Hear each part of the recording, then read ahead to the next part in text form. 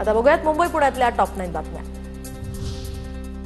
यंदा मुंबईमध्ये ईएसआयसी वैद्यकीय महाविद्यालय सुरू होणार। राष्ट्रीय आयुर्विज्ञान आयोगाकडून महाविद्यालयाला परवानगी, तर 2025 ते 26 या शैक्षणिक वर्षासाठी 50 जागांचीही मंजुरी।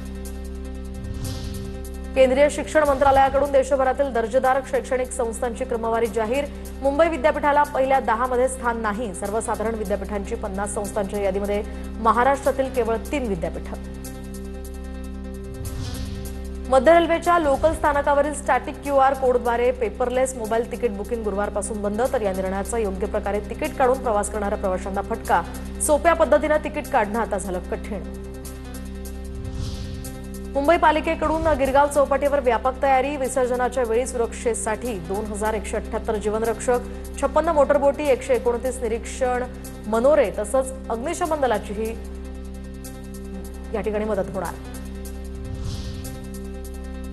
मुंबईमध्ये गणपती विसर्जन मिरवणुकांसाठी स्टॉप बिल्डिंग सज्ज। लढाऊ विमानं राफेलच्या प्रतिकृतीतनं पुष्पवृष्टी केली जाणार। ऑपरेशन सिंदूरमधील जवानांना मानवंदना यातनं दिली जाणार।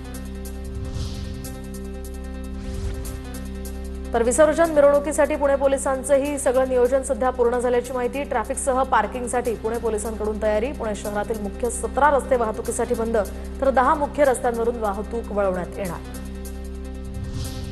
पुण्यातील प्रारूप प्रभाग रचनेवर 5496 हरकती आणि सूचना निवडणूक शाखेकडे सादर।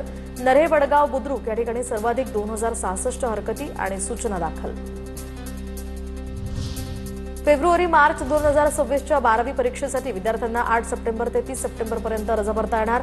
राज्य मंडळाचे सचिव देविदास कुलाळ यांनी प्रसिद्धी पत्रकाद्वारे दिली माहिती। मुंबई पुणे एक्सप्रेस वेवर बेशिस्त वाहन चालकांवर कारवाई। सीसीटीव्हीच्या मदतीनं ही कारवाई। एका वर्षात सुमारे 27.76 लाख ई चलन जारी, तसंच 470 कोटींचा दंड वसूल।